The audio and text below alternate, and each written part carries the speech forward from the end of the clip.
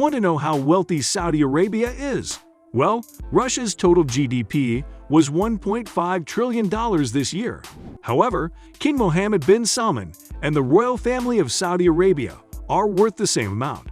Mohammed bin Salman owns dozens of mansions and expensive properties around the world. The entire net worth of the House of Saud is around $1.5 trillion. In comparison, the British royal family is worth only $88 billion. Even though the royal family of Saudi Arabia has around 15,000 members, only 2,000 of them have control over the majority of the wealth. While the net worth of the royal family in the UK is documented, the Arabian royal family's real net worth is still not disclosed. So, there's a chance that they might be worth a lot more than $1.5 trillion, which is absolutely insane. Most of Mohammed bin Salman's wealth comes from Saudi Arabia's oil business. With so much money, reckless luxurious spending is just inevitable, isn't it? Saudi are known for their lavish lifestyle. Mohammed bin Salman has a plethora of luxurious yachts, expensive supercars, massive private jets, humongous mansions, and ultra-rare gems and jewels.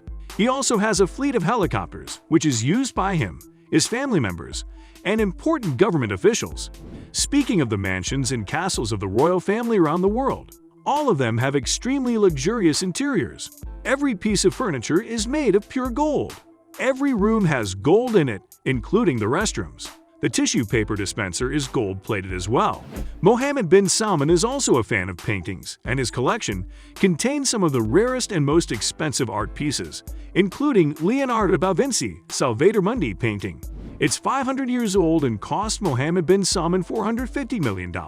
But here's the thing, Mohammed bin Salman never buys anything on his own. Whether he buys any property, painting, or car, he always buys it through proxy.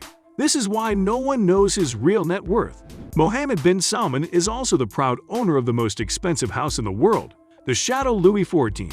The price of this massive chateau is a whopping $300 million, and it was where King Louis XIV of France used to live. The chateau has 10 ultra-luxurious rooms. This house is both indoor and outdoor pools, and they are massive. There's also a wine cellar with some of the most expensive and rarest collections of wines from different parts of the world. There's also a moat with a transparent underwater chamber. The media in different countries often criticize Mohammed bin Salman and other Arab rulers for spending recklessly on highly expensive assets and accessories. But justifying his lifestyle, here's what Mohammed bin Salman had to say in an interview with CBS. "I'm a rich person and not a poor person. I'm not Gandhi or Mandela. I'm a member of the ruling family that existed for hundreds of years before the founding of Saudi Arabia. Billionaires from the Middle East have also been quite interested in owning sports franchises from different parts of the world, especially football teams. For example, the Ligue 1 club, Paris Saint-Germain, is owned by Qatar Sports Investments, a company owned by the Emir of Qatar, Tamim bin Hamad Al Thani. On the other hand, a club from the Premier League in England, Manchester City, is owned by Sheikh Mansour. Now, when two of the richest men in the Middle East are owning football clubs, Mohammed bin Salman decided to own one as well. So, recently, he bought Newcastle United, a club in the Premier League. Reports suggest that he paid a whopping £400 million to acquire an 80% stake in the English club, owning it in the process. However, Mohammed bin Salman has always been a highly controversial figure. When the sale of Newcastle United wasn't finalized yet, many people were protesting against this business venture due to the human rights violations done by Mohammed bin Salman and his government. He is also held responsible by the murder of Jamal Khashoggi, a Saudi journalist who criticized Mohammed bin Salman, his family, and his government. He is also accused for the disappearance and murders of many people who went against him and his family. Saudi Arabia is also by far the biggest military spender in the world, for obvious reasons. When your country owns the largest oil reserves in the world, there will be countries that will try to invade you. To defend your country, you should have a strong army with the best weapons and war machinery. Unfortunately, apart from buying weapons for its own defense, Saudi Arabia is supplying weapons to different countries to fuel international conflicts. For instance, Saudi Arabia spent $64.8 billion in military expenses to fuel the conflict in Yemen. Mohammed bin Salman wants Saudi Arabia to be a superpower in Asia. They spend tens of billions of dollars on weaponry every year. Just like the United States, the Yemen conflict shows the power hunger that King Mohammed bin Salman possesses. For those who don't know, Yemen is the poorest state in the Arab Peninsula.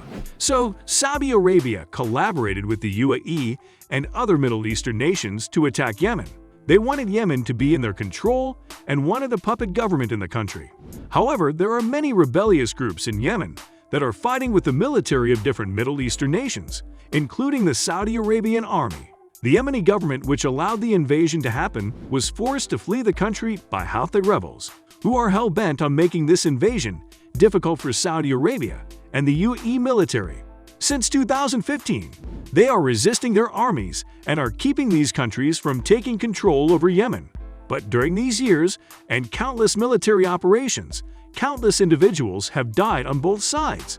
There has been a lot of collateral damage during this conflict, as many innocent men, women, and even children have died. Human rights organizations accuse Mohammed bin Salman for killing thousands of innocents in a war conflict which shouldn't have happened in the first place. Now that we have discussed the military and personal luxury expenditures of King Mohammed bin Salman, let's discuss the future of the royal family of Saudi Arabia. Now, financially, despite the economic crunch going on around the world, nothing will affect them. They are still the largest suppliers of oil products around the world. Also, recently the Saudi government did a crackdown on government officials who were involved in corruption. And it would be better if we avoid talking about punishments. The Saudi government reports that they made a recovery of over $100 billion, which is absolutely massive. However, there are no statistics or evidence available to justify this claim. Or let's say that no journalist can question the Saudi kingdom and government's credibility. Despite spending so much on luxuries and military equipment, Saudi Arabia is still one of the richest countries in the world, and Mohammed bin Salman is one of the most powerful and possibly the richest man on earth. There are many assets Mohammed bin Salman owns that we still don't know about because he never buys anything by himself. If he invests in something, that investment comes from a certain investment group which is either run by him or his associates. Nonetheless, apart from being one of the richest men on earth, Mohammed bin Salman is also one of the most controversial figures in world politics.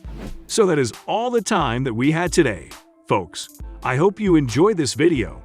Do not forget to subscribe to our channel to view more of our amazing videos, and do hit the bell icon on your way out.